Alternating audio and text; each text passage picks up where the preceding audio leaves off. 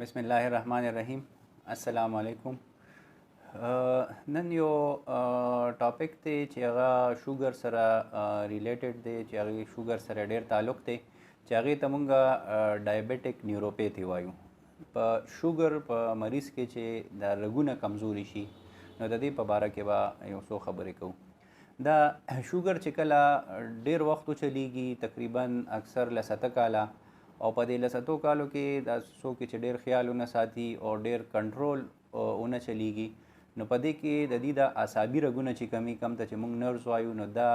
کمزوري شي، نو دې بیمارۍ ته موږ وایو ډایبټک نیوروپیتي. او دا اکثر هغه د شوګر په بیمارانو کې چې داسې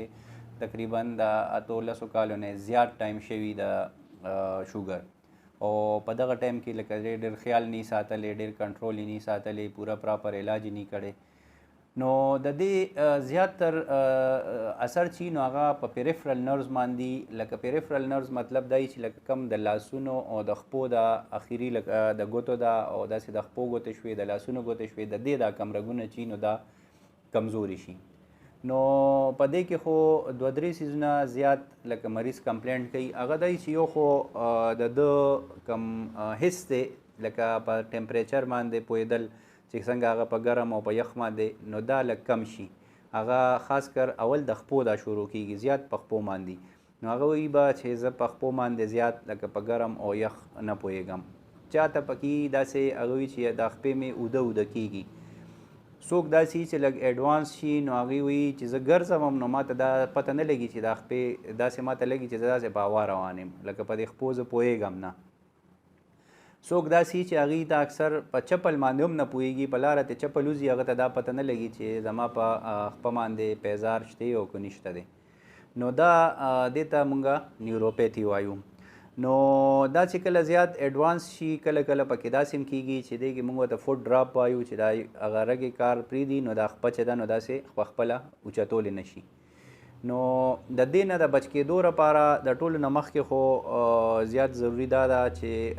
د خپل د شوګر د کنټرول زیات خیال وساتلی شي، چې شوګر یې ښه برابر کنټرولي، او که نه نو چې هغه شان دوایانې ایډجسټ شي. بیا داسې څه دوایانې دي چې هغه د خپو ته خاص کر د دې مین وجه چې نو دی چې لکه د دې کم د نري او واړه رګونه نو هغې ته کم ته چې مونږ مایکرو ویسکولیچر وایو، نو په هغې کې د دې ته د وینې سپلای هم کمه شوي، نو د دغې څه میډیسن دي هغه ورسره استعمالول پکاري. بل زیات د ټولو نه ضروري خبره هغه د خپو خیال ساتل. لکه دا ډېر زیاته ضروري خبره ده د شوګر بیمار لپاره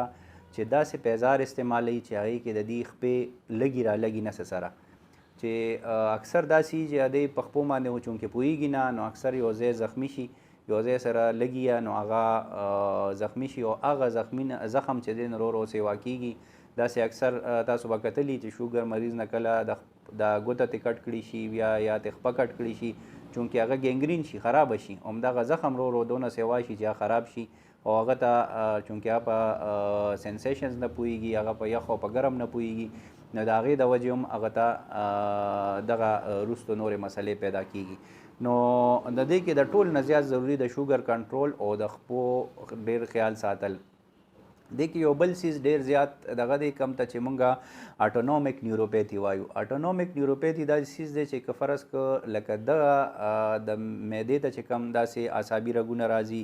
داسې سر ته چې ځي، که فرض که دغه سیز دغه رګونه کمزوري شي اټونومیک نروز، نو هغې بیا اثر دی چې معده ډېره زیاته ګډه وډه وي، چکر پرې راځي، دا بلډ پریشر چې دی نو د هغې کنټرول یې ډېر ټیک ني. نو دغه خو لږ ډېر ایډوانس کیسونو کې چې چا ډېر زیات هائی شوګر چلیږي او ډېر ټایم نه چلیږي، کنټرول ني. اکثر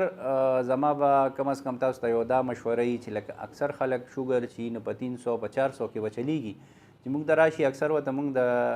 خو ډېرې 4-5 قسمه ګولۍ به خوري، موږ ورته د انسولین مشوره ورکړو، نو هغې دې ته نه رضا کېږي. نو دغه سیز داسې دی چې لکه دې کې کم از کم د بیمار لا لکه د ځان لپاره چې لکه ډاکټر تا ته یو مشوره درکړه خو ستا د فایدې لپاره ده، نو پکار دا ده چې لکه هغه دغه انسولین شروع کړي چې لکه شوګر یې ښه کنټرولي، نو دا کمپلیکیشنز به ورته نه راځي. هغې اکثر د چا نه اورېدلي یا چېرته یو کیس نه مې کتلي هسې هغه د انسولین باره کې دا یو خبرې مشهورې دي چې فلانې دا اخري حل دی د شوګر نو داسې بالکل نه ده. مین شی چې دی نو هغه شوګر کنټرول کول دي او هغه کنټرول ساتل په خپل لیول کې ساتل. په هغې باندې الریډي ما مخکې نه خبرې کړي چې څومره نارمل لیول دی او څونه پکار دی، په ناره څونه پکار دی، په مړه څونه پکار دی. خو دا ضروري خبره ده که په ګولو وي که په انسولین وي هغه ځان له یو ټاپک دی، خو مطلب دا چې شوګر لیول خپل کنټرول نو دغه کمپلیکیشنز چې د رګونو ده نو د دې نه به بیا هغه بیمار بچي. نو ډېره مهرباني.